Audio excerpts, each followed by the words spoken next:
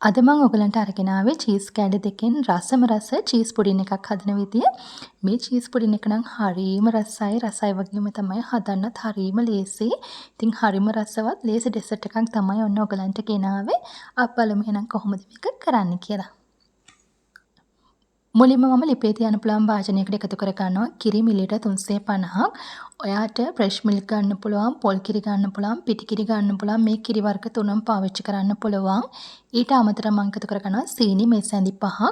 ඉතින් සීනි ඔයාට පෑන් රස අවශ්‍ය ප්‍රමාණයට මෙතනදී එකතු කර ගන්න පුළුවන්. දැන් මේ ටික දාලා හොඳට කලවම් කරගත්තට පස්සේ ලිප ඔන් කරගන්න. දැන් අපි මුලින්ම අඩු ගින්දරේ හොඳින් කිරි එක රත් කරගමු. මේ විදිහට ඔයා කලවම් කරමින් කිරි එක රත් කරගන්න. දැන් ඔන්න කිරි එක හොඳින් රත් වෙලා තියෙන. ඊට පස්සේ මම කිරි එකෙන් පොඩි ප්‍රමාණයක් මේ වගේ ගන්නවා. ඊළඟට මෙතන තියෙනවා කෝන්ෆ්ලවර් මේසැඳි 3ක්. ඒකට මම අරගත්ත උණු කිරි එක දාලා හොඳට කලවම් කර ගන්නවා. හොඳට කලවම් කරලා ඔයාට පුළුවන් මේ කෝන්ෆ්ලවර් මිශ්‍රණය කිරි එකට එකතු කර ගන්න. ඉතින් ඔන්න මේ මිශ්‍රණය එකතු කරපු ගමන් කිරි එක ඉක්මනින් උකු වෙන්න බලනවා. ඒ නිසා ඔයා ගින්දර සාමාන්‍ය ප්‍රමාණය තියලා හොඳට කලවම් කරගන්න.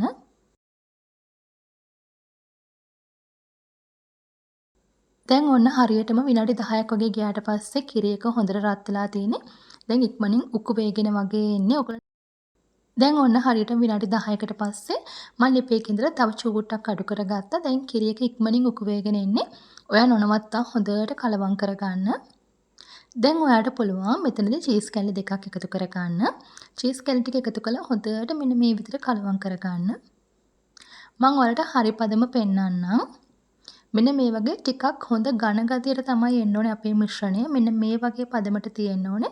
ඔන්න දැන් අපේ මිශ්‍රණයේ පදම හරි. දැන් ඔයාලට පුළුවන් මේක ට්‍රේ එකකට දාගන්න. ඉතින් මේක ඉක්මනින් සෙට් වෙනවා. ඔයාලට මේක ෆ්‍රිජ් එකේ සාමාන්‍ය කොටස තියලා සෙට් කරගන්නත් පුළුවන්. එහෙම නැත්නම් එළිය තියලා හොඳින් සෙට් කරගන්නත් පුළුවන්. ඉතින් ඔන්න මේ තියෙන හරීම රසවත් ලේසියෙන් හදාගත්ත චීස් පුඩින් එක. ඉතින් මේක මේ විදිහට එළියට ගත්තට පස්සේ ඔයාලට කැමති නම් මිල්ක් මේඩ් ටිකක් උනත් මේකට එකතු කර ගන්න පුළුවන්. එහෙම එකතු කරාම තවත් රසවත්. එහෙම නැත්නම් ඔයාලට පුළුවන් සීනි ටිකක් කැරමල් කරලා එකතු කරගන්න. ඉතින් හරිම රසයි, හරිම ලේසියි හදන්න. ඔන්න අනිවාර්යෙන් මෙන්න මේ ලේසි චීස් පුඩින් එක හදලා බලන්න.